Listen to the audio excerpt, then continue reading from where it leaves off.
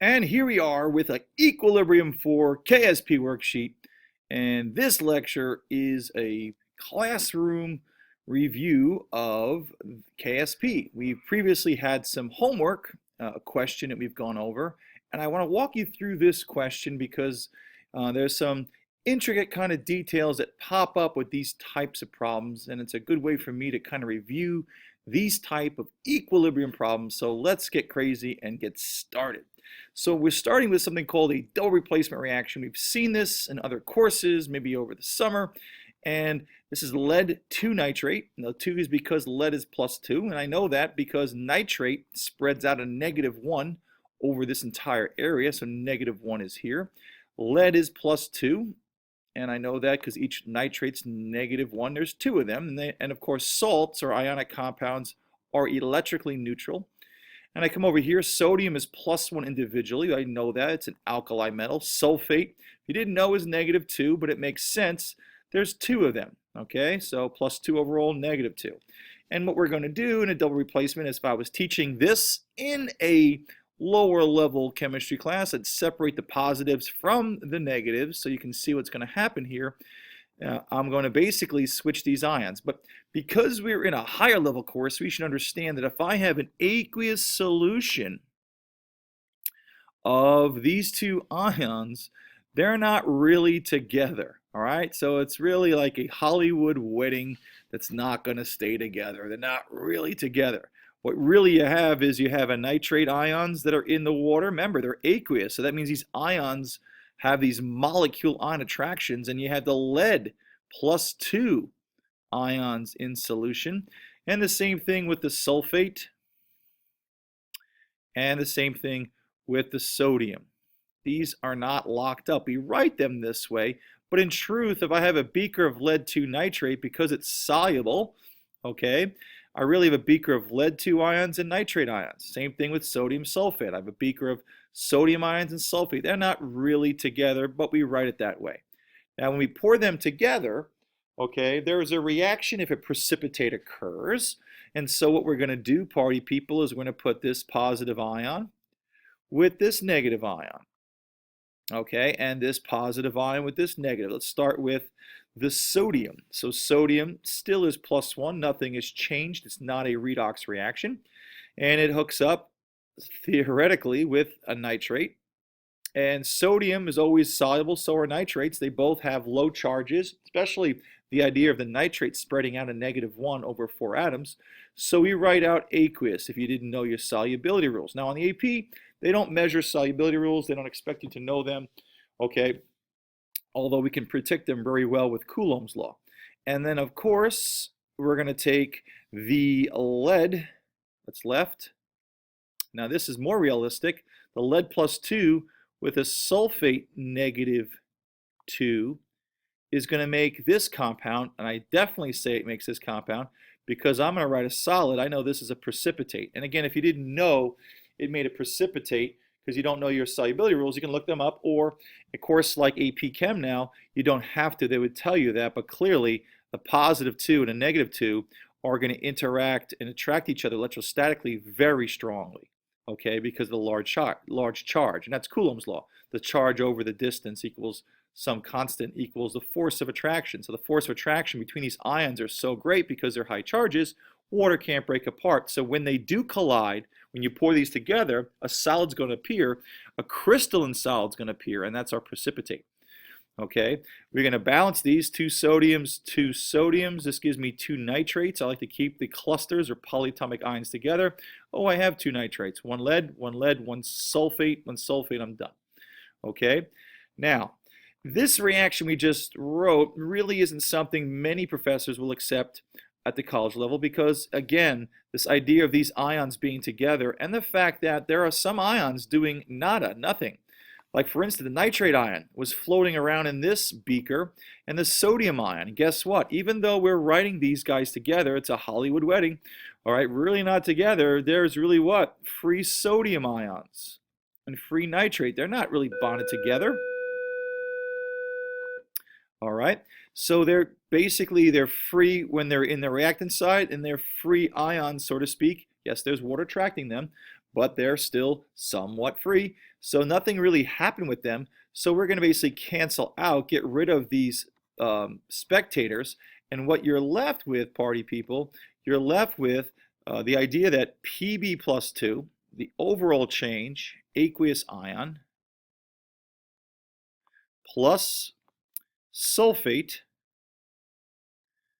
aqueous ion, made lead sulfate solid. And this is called a net ion reaction. This is what you must do, especially for the AP curriculum. They're never going to ask for this reaction because of the idea that essentially you've got too many quasi-compounds that really aren't existing. I know the aqueous means that those ions are dissolved, free, if you want to say it, but again, putting them that way really doesn't tell the story. This is the story. Overall, lead hit sulfate ions and then came together and made a precipitate. All right, so now we have the reaction, and now we can deal with the KSP problem. But before we do so, okay, KSP, we should understand, is nothing more than a fancy way for to say KEQ, or K. It's an equilibrium constant. So the reason why they say KSP, it's a type of equilibrium constant from a different type of reaction. Let me explain. So in this overall net ion reaction, what we have is we have the ions or equilibrium with the solid. And this is called solution equilibrium. So if I've got a container, and I don't know what kind of container this is, but that's my container. I guess I'm a bad glass blower or something. But I have a solution, and basically I'm going to have some solid on the bottom. Now it's not red, but hey, I'm just using these colors. So what happens is when I pour two clear liquids together, okay, I have essentially my lead PbSO4 is right here. And then what I have here is some Pb plus 2 ions and some sulfate ions. And what we know is as fast as some of these guys dissolve, is as fast as some of these guys come together to make the solid. So they dissolve and precipitate at the same rate, and that's what equilibrium means. As fast as some of these guys do what? Precipitate, go back into the reaction, some solids break apart. And this only works, party people, this only works when this solution is saturated. Now what does saturated mean? For a particular temperature, this solution holds the maximum amount of ions possible for that temperature. Now the best way I love to explain a saturated solution, because we're dealing with something called solution equilibrium. All right, solution equilibrium. And this is what KSP really is. So why is it saturated? Well, if I have a box, and let's just say I have a box, and in that box I have certain number of people can fit into it. Maybe there's 100 people that can fit into it. All right, and let's say it's 100-person maximum that can fit in this box. So if I put 100 people in this box, okay, and stuff it from head to toe with people, and it's exactly 100 people that fill this box, if I try to jam one more person into this box, one is going to fly out. And that's essentially how I like to think about a saturated solution. As one of this lead sulfate dissolves, it pushes the other back in, and that's the equilibrium we're talking about. If this wasn't saturated, okay, meaning there wasn't any what? Reactants in this case, the reaction would shift to make more reactants. That should sound familiar, wouldn't it? Okay, if I take away the reactants, right, in this case we have products over reactants, okay, and that's equal to my Q, concentration to the exponent, solids and liquids do not apply. Okay, so if I take away my reactants, now my what? Now my products are too big, and I'm going to have a Q bigger than my KEQ, and the reverse reaction occurs, and I'm going to have some. So you can see how all of that is interconnected. Okay, so let's get rid of this, and let's get on to what a KSP is, because we don't deal with it written this way. What we're going to do is we're going to rewrite this formula in a way, by convention, that fits the equilibrium KSP better. And let me explain. So I'm going to rewrite this. I'm going to put Pb SO4 solid in equilibrium with its lead ions and its sulfate ion. And you say, why am I rewriting it? Well, because this is how a ionization reaction is written if you want to use the equilibrium constant to your advantage. And what I mean by that is KEQ, we've been learning, is products over reactants. Coefficients become exponents. Solids and liquids don't apply. It gives me some position of low delta G position in the universe that reactants and products can become. All right, great. Okay, it's when the forward reaction equals the reverse. It's some position that the universe favors when the forward can meet the reverse if it's a reversible type of reaction. But, okay, what I'm after is I want to be able to use the value of KEQ to my advantage. Let me show you. By writing it this way, and then writing the KEQ formula, which we call law of mass action or the equilibrium expression, what do we know? Well, we know it's products, Pb plus 2. And if you notice, there's no coefficient here, so there's a 1 here. It's implied. So I've got my products. We learned where this came from, the derivation of using non-standard entropy, over reactants. But wait a minute. Wait a minute. This reactant is a solid. And what did we learn? When we measure KQ or Q, a reaction quotient, we can only measure concentrations, molarities, or partial pressures. A solution, which could be a concentration of something dissolved in water, or a gas, can only be monitored. So solids and liquids are not applying here. So my KQ is going to be over 1, or I can just write it like this. There's going to be no reactants. Okay? And you say, I still don't get why you're going to call it a KSP. Well, if you think with me for a second, if this is the equilibrium expression, okay, and these are my products, remember it's products, okay, there's no reactants, so it's basically KQ is equal to the concentration of products. Well, what do I know? Wait a minute, if the reaction has a higher KQ, isn't there more products? Right. So if I've got an equilibrium position that favors more of the products, okay, then I'm going to have more products. Well, what are my products if I write it this way? The products are the ions. Hello. And if a solid breaks apart into its ions, the ability to do so is measured by a word called solubility. So how well this reaction goes in the forward is really measured by how many ions are free. If this is soluble, which it really isn't, okay, we would have a lot of ions. And therefore, these values would be high.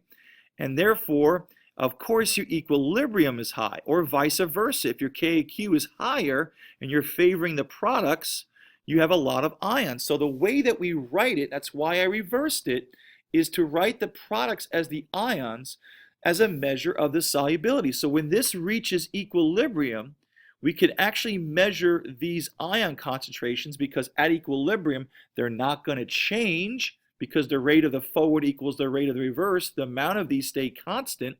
I can use those values to measure solubility. And hence, if it's a reaction written this way, where we have a solid breaking apart the ions, what we can do is call this KQ for this way that we write it a solubility product. That's why they call it a KSP. So when you hear KSP, it's nothing more than the KQ, the equilibrium position that Q is based upon as we do these problems, but it's just another name for the equilibrium of these type of problems written this way. If you notice, the equilibrium expression or formula that gives me the number for that position, all right, is a value that is KSP. All right, so that's very important we understand. So when you hear KSP, it's KQ for this type of reaction. All right, for instance, if I have silver chloride. Silver chloride breaks apart into silver ions and chloride ions. All right, actually we learned it's pretty insoluble. It has a KSP. Its KSP is equal to, guess what? The product of the silver ions times the chloride ions. Now, what if I had lead 2 chloride? What was PbCl2? Well, we know that Pb breaks apart into +2. Each chloride's -1. But here I'd have 2 chloride ions. Ooh la la. And what happens here is my KSP expression, which is really KQ, is going to be Pb plus 2 products over reactants. There is no reactants because these are solids. So this will be Cl. Notice coefficient of 2 here. Aha. So that's how this would look like. But it's still a product of the ions. So these reactions written this way, okay, give us a KSP value that really is a number we can quantitatively use to measure how soluble something is. For instance, if AgCl, I'm making these numbers up, has a KSP of 2 times 10 to the -8, and then lead chloride is 2 times 10 to the -9, if this is the actual value, very small, because these guys don't like to what? Make many ions, because these guys are typically insoluble for the most part.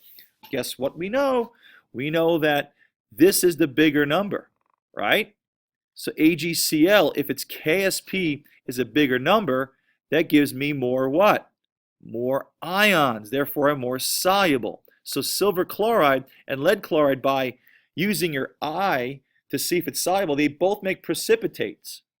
But AgCl has a bit higher KSP, therefore it has higher ions. This one is a little more soluble. So we can take things that are typically insoluble and learn that, guess what? There is some amount of ions that come off, and we can use the values of KSP to quantitatively evaluate how insoluble. Now I say insoluble because look how small this number is.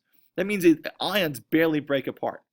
Okay, so that's the background here. Let's get back into the problem. Okay, so now that we have our reaction, and then I wrote a net ion, flipped it so that I can use basically the KSP to my advantage.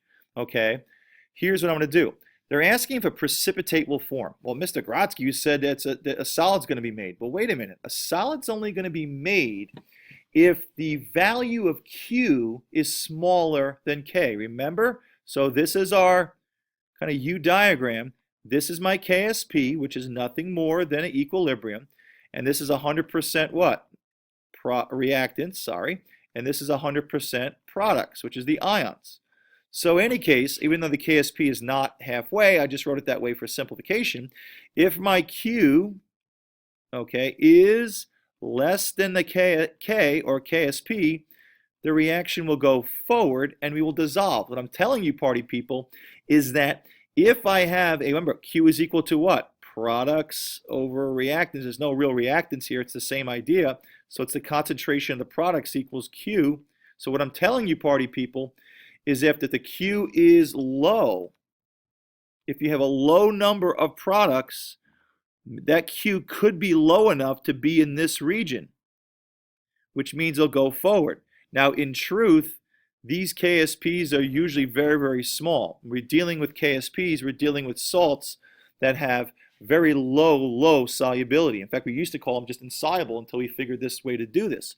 So if you're really small, you may have a U diagram looks like this, which means here's my KSP, and it's pretty hard to have a Q in this region. You'd have to have a very small Q to be smaller than K. It's more likely that we're going to have Qs in this region. That's why you see mostly precipitation.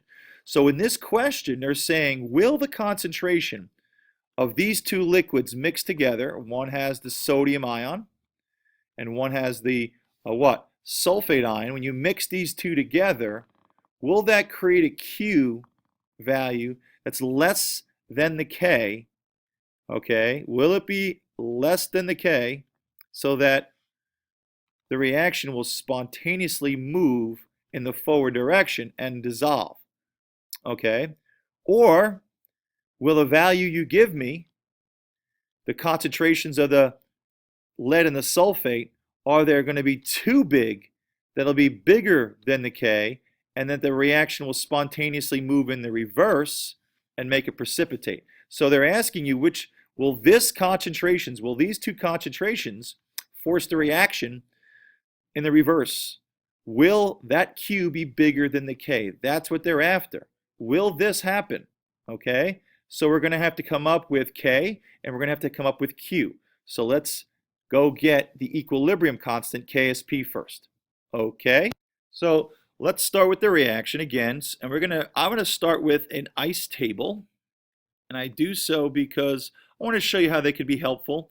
There's going to come a point in time where you can probably just circumvent the ice table because we're going to do so many of these. Okay, and I hope it comes to a point where you say thank you very much for those questions. I know, I'm sounding like a broken record. Now this is solid. Okay, so here comes our ice table. Okay, and it's the intro. That's basically in the beginning. This is the change. This is initially change and at equilibrium. Now this is an equilibrium ice table. Molarities go in this table. Now let's see what the hints are. They're giving me these concentrations and seeing how is that going to be compared to K. So these concentrations are giving me, that's going to help me get Q. I have to find my equilibrium constant first. They didn't give me the KSP, but they gave me a hint. They said the sodium ions are 1.588 times 10 to the negative 3. So they're telling me the concentration of the sodium ions in this solution at equilibrium is equal to 1.58 times 10 to the negative 3. Now, if you notice, they said in the problem, when it reaches equilibrium. That's the key. This table that we're doing is when we're at equilibrium. This is not a mole table when we do stoichiometry to figure out the limiting reagent, although we'll bring that back for some questions. So this is a table where we put concentrations. So they said at equilibrium. Now, they could have said this, party people. They could have said when the solution is saturated, and when they scream the word saturated, they're saying you're at equilibrium. So telling me something. Now here's a problem. I know in my reaction I don't have any sodium anywhere here. But what do I do know is that right here, who delivered the sulfate? Okay? Who delivered the sulfate was the sodium. So we know that we're dealing with this chemical, Na2SO4. And what do we know? We know that there are 2 sodiums per 1 sulfate. So if you're giving me the concentration, the moles per liter of the sodium ions, I want the sulfate. If there's twice the number of sodium and sulfates, what am I going to do here?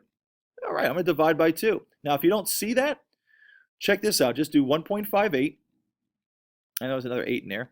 Times 10 to the negative 3. And this, of course, is sodium.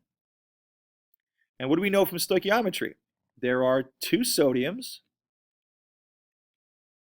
to 1 sulfate. So sodium goes bye-bye, and we're dividing by 2. So either way, you divide by 2. And when you do divide by 2, okay, what you're going to get is 7.94 times 10 to the negative 4. And this is a molarity. This is equal to the SO4 concentration. I'm drawing brackets. But it's at equilibrium. Hey, we have the equilibrium value. Now, if you don't see what's going on, let's put in some values here. We're not going to evaluate the solid because we can't measure its what? Concentration. Initially, we have 0 and 0. You say, Mr. Kowski, how do I know that? When we do equilibrium tables, normally we take something at the left and we assume that we're going to start with 100% of this. So I know it's not really true, but it'll still work out to be the same. So mathematically or in your head, say that we're going to put some sodium sulfate in water before any of this breaks apart. So you're going to start out with 0. Now what's the change? Well, we know that this is going to increase because basically in my U-tube, I'm starting out with 100% lead sulfate. The K, no matter how small it might be, is still in front of it. Okay? So therefore, it's going to have to go forward somewhat. So this is going to be plus some value, and we'll make it x. We're going to erase this. And why would I put this plus x also? Because stoichiometrically, for every 1 lead, there's 1 sulfate. Now, if this was 2 sulfates, okay, I'd have to put plus 2x, but it's not. And of course, x plus 0 is going to give me x, and this will be x. Now, I did all that to realize that at equilibrium, that's our value. Well, they just gave me the value of the sulfate at equilibrium. So that is what the X is. And because these are both the same value, because stoichiometrically, to make every one sulfate, one lead comes off, this is also the value of lead plus 2. Did I need to do an ice table? No. But I'm just showing you, as you are beginners in all of this, that can help you think that through. So that plus X is this value for both, because you started with 0, and there will be some times where you have a common ion already in there. So we'll see that it won't always be 0. But in this case, we're adding to 0. That's the change. Because it's still this value plus 0 initially, it's going to be these two values. Okay, so again, Mr. Grotsky, why are you doing that? Because in order to do this question, to evaluate my Q compared to K, I need to know what my K is, or KSP. KSP, let's not forget, is equal to the concentration of the what? Lead plus 2 times the concentration of the sulfate, SO4 negative 2. Well, we found it. At equilibrium, that must be the concentration. So you put that in, 7.94 times 10 to the negative 4, and you can put that in for both of them, or you could square them. It doesn't matter. I'm just going to put that in because we're beginners. Okay? For both, they won't always be the same. They could be different based upon having a 2 in front, different stoichiometric relation, or having initially some of these in there. Okay, and you'll see those problems.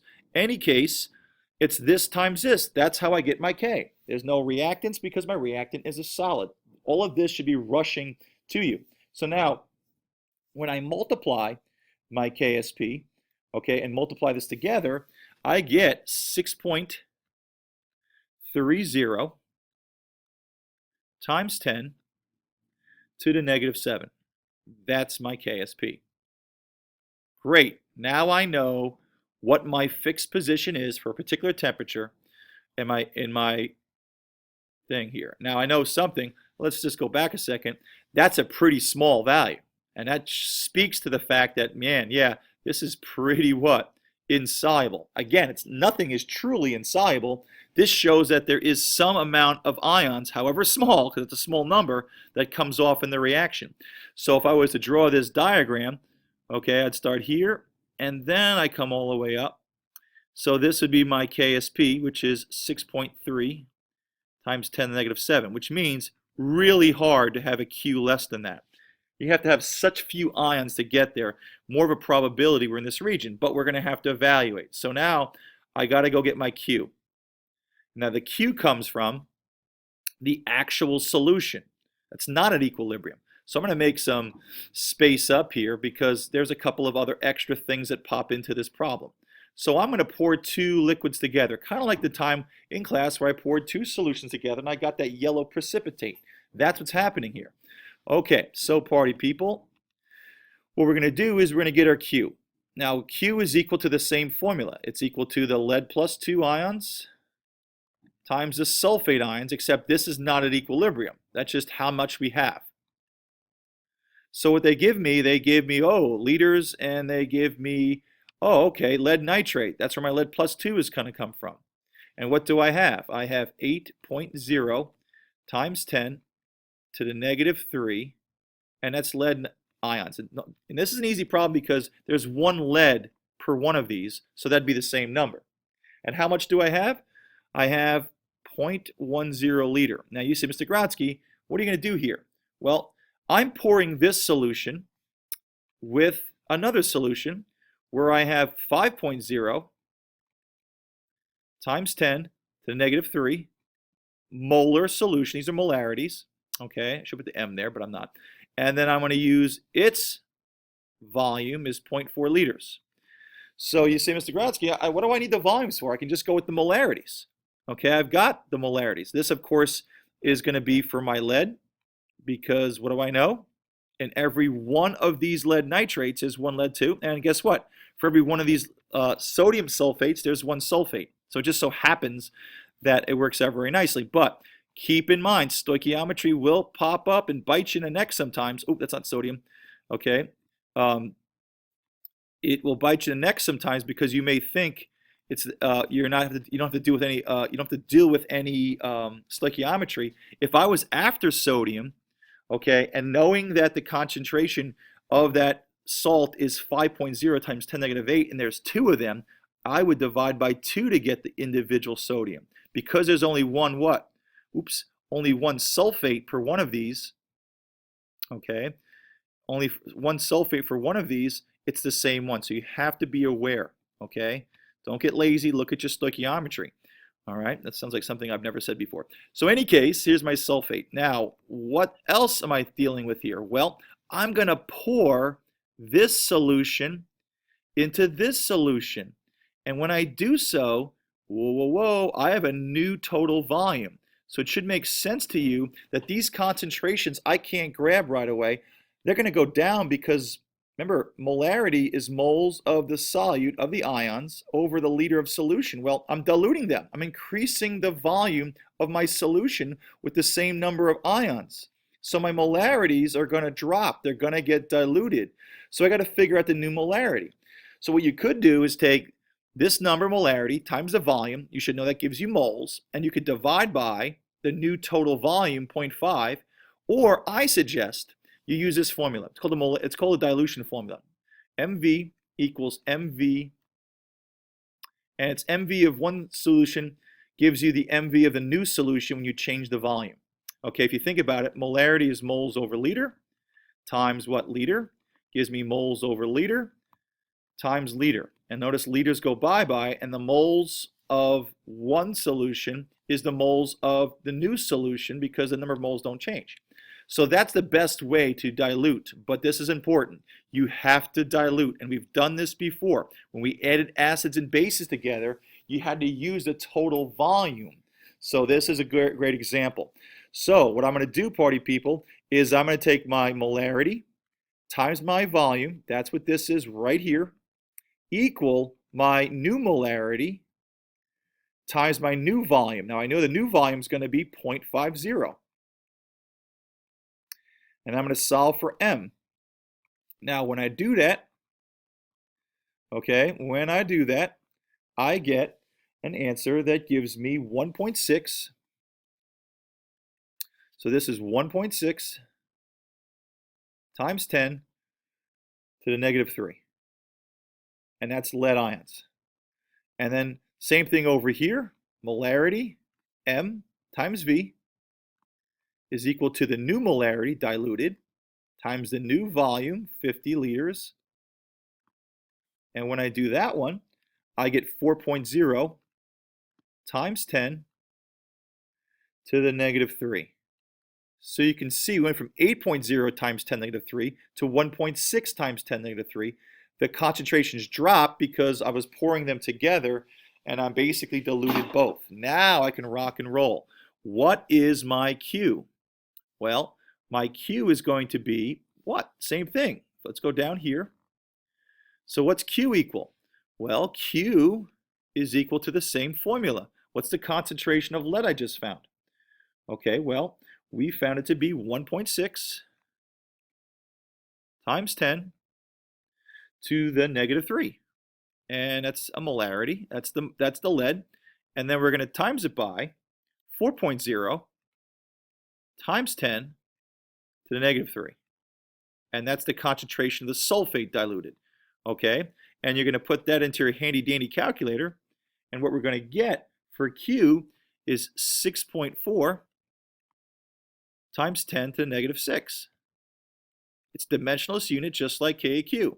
So here's our KSP or KAQ, and here is our Q.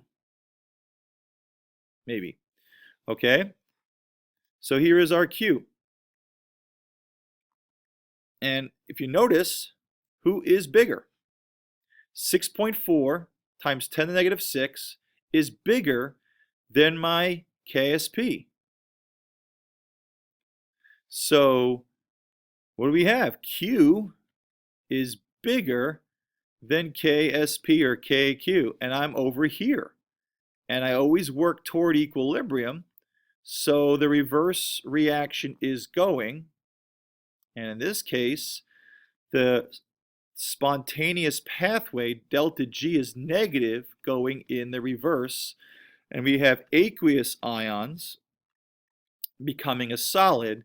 So if you add this amount of these chemicals to all right, if this is the molarity of the ions, in this, that Q is going to create a value bigger than K, and so you're going to make it precipitate. A precipitate forms because Q is greater than K. And that's everything we've been doing. And that's a nice problem that evaluates Q versus K and talks about the solubility of lead sulfate in this case is decreasing as we add a Q that high. And why? Because if you, in this case, there was just too many products, well, it's a P, too many concentration of the products that was so much higher than what it's supposed to be at the equilibrium position. So therefore the reaction went and became more spontaneous in the reverse. All right, so those are the important points of this part of the lab, or at least this lecture and this classwork. Okay, and that really should build on last night's. Okay, so that is the first lecture.